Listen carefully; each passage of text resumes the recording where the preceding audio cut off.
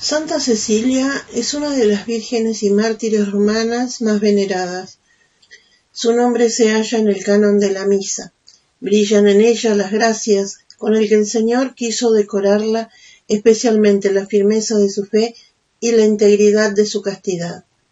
Primera infancia de Santa Cecilia. Nació Santa Cecilia en Roma y pertenecía al noble linaje de los Cecilios.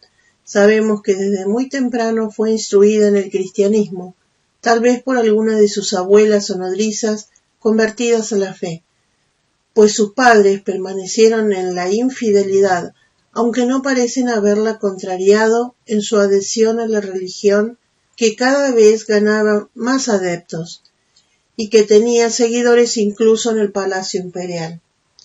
Por esto mismo, aunque fue educada en la opulencia y pompa romana, Cecilia supo hacerse ajena a los atractivos del siglo y practicar con entera fidelidad la ley divina de que Cristo vino a traer a los hombres. Cecilia oraba así con los fieles en las iglesias, donde se celebraban los sagrados misterios con cierta publicidad durante los días de Alejandro Severo, más serenos para la religión cristiana por la tolerancia que mostró hacia los cristianos. El amor a Cristo que Dios infundió en el corazón de la joven Cecilia, alma limpia y recta, fue tan grande que Cecilia tenía todas sus delicias en conversar continuamente con Jesús en su interior. Como nos dice el brevario, no cesaba de estos divinos coloquios ni de día ni de noche. Todo su amor estaba en nuestro Señor, y hasta tal punto supo cautivar nuestro Señor esta alma, que le inspiró el deseo de entregarse enteramente a Él, y así, antes de llegar a la edad núbil, hizo a Dios voto de virginidad, esto es, de no admitir jamás esposo mortal. Para mostrarle el Señor cuán agradable fue este voto, dio orden a su ángel de la guarda de mostrarse a ella continuamente y de defender su virginidad contra el mundo, contra los sentidos y contra todo temerario que se atreviese a desearla. Matrimonio de Cecilia y conversión de Valeriano y de Tiburcio. Llegó con todo a la edad núbil, en que toda joven debía ser casada. Los padres de Cecilia, aunque la dejaban practicar la religión cristiana, la obligaron a contraer matrimonio, puesto que ignoraban el voto que su hija hizo a Dios. El elegido para el esposo de Cecilia fue un joven pagano llamado Valeriano, noble de nacimiento y de hermosas cualidades físicas y de alma. Cecilia, llena de estima por las cualidades de este joven, lo hubiese amado como a su hermano, pero ella era ahora su prometida. Tenía, es cierto, la protección de su ángel de la guarda, pero ahora había llegado el tiempo en que la misma debía luchar por guardar fidelidad a nuestro Señor. Por eso se preparó a las bodas por medio de la penitencia. Debajo de sus suntuosos vestidos disimulaba un cilicio que mortificaba su carne inocente.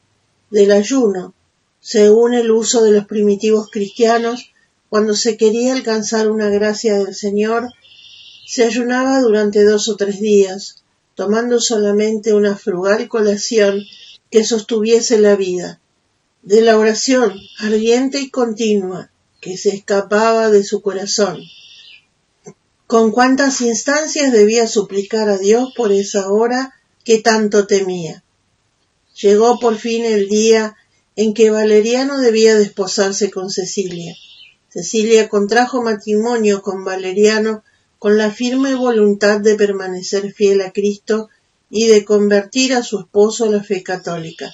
Durante el banquete de bodas, en que todos cantaban y danzaban al son de los instrumentos, Cecilia, nos dice una hermosa antífona, cantaba interiormente en su corazón: «Consérvese inmaculado mi corazón, para que no sea yo confundida». Después del banquete, Cecilia fue conducida a la habitación nupcial y allí, apenas entrada, se volvió hacia Valeriano y le dijo: «Tierno amigo, tengo que confiarte un secreto, pero júrame que me lo respetarás». Valeriano se lo juró con ardor y Cecilia le replicó entonces: «Mira, tengo como amigo al ángel de Dios, que vela sobre mi cuerpo con solicitud. Si él, que ve en la mínima cosa, te atreves a obrar conmigo, arrastrado por tu amor sensual, su furor se encenderá contra ti y sucumbirás bajo los golpes de su venganza. Mas si al contrario, ve que amas con amor sincero y un corazón sin mancha, y guardas inviolada mi virginidad, te amará como me ama a mí, y te colmará de sus favores». Valeriano, completamente perplejo ante esta situación inesperada, no acertó sino en contestar: «Cecilia, si quieres que crea en tus palabras, hazme ver a este ángel. Cuando lo vea, lo reconoceré por el ángel de Dios, y haré lo que me pides. Mas si amas a otro hombre, yo mismo te atravesaré a ti y a él con mi propia espada». Cecilia le contestó que vería ciertamente al ángel de Dios si aceptaba hacerse cristiano y bautizarse. Como Valeriano, en quien empezaba a hacer efecto la gracia implorada por las penitencias y oraciones de Cecilia, accedió. Cecilia lo envió a San Urbano Papa, que vivía entonces escondido, e instruido por él recibió de sus manos el bautismo. Al volver a donde estaba Cecilia, la halló orando, y junto a ella vio al ángel, rodeado de gran esplendor, que tenía en la mano 2 coronas de flores frescas, y les dijo: «Merced, conservad estas coronas por la pureza de vuestros corazones y la santidad de vuestros cuerpos. Y ahora, Valeriano, puesto que accediste al deseo de Cecilia, Cristo, el Hijo de Dios, me envía a ti para concederte lo que quieras pedirle». Valeriano expresó su ardiente deseo de que su hermano Tiburcio, a quien amaba entrañablemente, recibiera como él la fe y el bautismo. El ángel le prometió que él mismo ganaría el corazón de su hermano para Cristo. Así sucedió, de hecho. Tiburcio, venido a visitar a su hermano para felicitarlo por su matrimonio con Cecilia, fue exhortado al punto por Valeriano y a hacerse cristiano. Frente a las dudas de Tiburcio, Valeriano, ayudado por Cecilia, le habló de la vida eterna que no perece, de las riquezas del cielo y del ángel protector de Cecilia, que les había prometido ya a ambos la corona del cielo. Tiburcio manifestó al punto el deseo de ver al ángel, como garantía de lo que le enseñaban, y aceptó para ello ser instruido en la religión cristiana y bautizado, como había accedido antes Valeriano al pedido de Cecilia. Ya convertidos, Valeriano y Tiburcio se distinguieron entre los cristianos de Roma por sus obras de caridad, especialmente la de enterrar los cuerpos de los cristianos martirizados, pues aunque el emperador Alejandro Severo se había mostrado tolerante con la religión cristiana, estaba ausente de Roma, y durante su ausencia el prefecto Almaquio, arrogándose derechos que no tenía, empezó a perseguirlos cruelmente.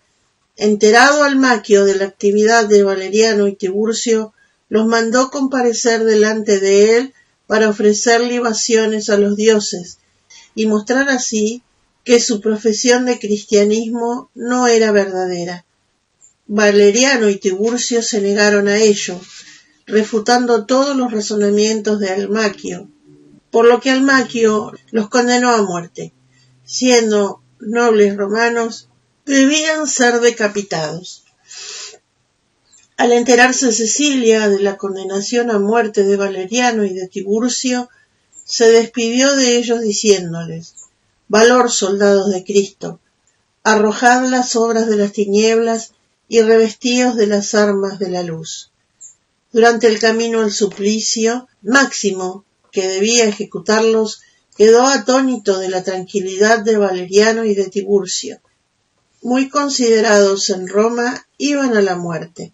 Les preguntó la razón, y los dos hermanos le hablaron de Cristo y de la vida eterna, y lo exhortaron a convertirse, prometiéndole como señal de la verdad de lo que le decían, que en el momento en que serían ejecutados vería las coronas que recibían de Dios.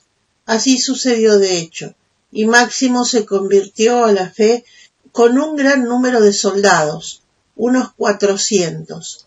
Todos ellos murieron también mártires de esa persecución de Almaquio. Martirio de Santa Cecilia. El prefecto Almaquio fue informado de la influencia que tuvo sobre Valeriano su esposa Cecilia, por lo que al punto la hizo comparecer delante de sí para que desmintiera ser cristiana. Cecilia, que conocía bien la doctrina evangélica, refutó sabiamente todos los argumentos con que Almaquio trataba de persuadirla, para que adorara a los dioses romanos. Viendo que era inútil insistir, Almaquio mandó que Cecilia fuese ejecutada, mas no queriendo derramar la sangre de una joven de tal nobleza, mandó que se la encerrara en los baños de su palacio y que allí fuese asfixiada por el vapor y la falta de aire. Así se hizo. Mas el vapor y el humo no lograron asfixiarla, ya que Dios envió, como en el caso de los jóvenes del horno de Babilonia, una brisa que dejó salva y sana a la joven. Enterado Almaquio del prodigio, mandó que un verdugo le cortara la cabeza. Cecilia, suplicando al Señor la gracia de vivir aún 3 días, ya que sabía que el Papa San Urbano se hallaba escondido en su palacio y quería recibir antes de morir su bendición y sacramentos. Y así dispuso Dios que el verdugo manejara torpemente su espada y diese 3 golpes en el cuerpo sin lograr decapitarla. No le estaba permitido al verdugo rematar a la víctima después de un tercer golpe dado sin acierto, por lo que Cecilia sobrevivió aún 3 días en este estado de agonía, mientras era asistida por San Urbano y consolaba y alentaba a todos sus familiares y a los pobres, a los que tenía costumbre de auxiliar con sus limosnas. Murió Santa Cecilia y fue sepultada en la misma postura en que había muerto, recostada sobre su lado derecho, las rodillas reunidas con modestia, la cabeza caída hacia el suelo y los brazos extendidos uno sobre otro, y sus dedos profesando el misterio de la Santísima Trinidad. Conclusión.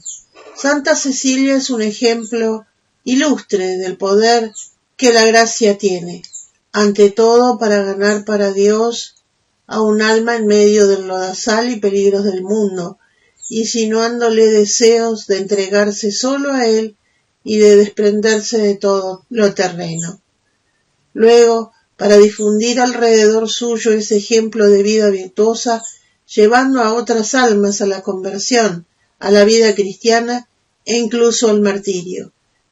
Finalmente, para mantener a esas mismas almas firmes y constantes en los propósitos tomados, refutando todos los sofismas, pretextos, halagos y amenazas de que se valen el mundo y el demonio para amedrentar a quienes quieran ser fieles a Dios.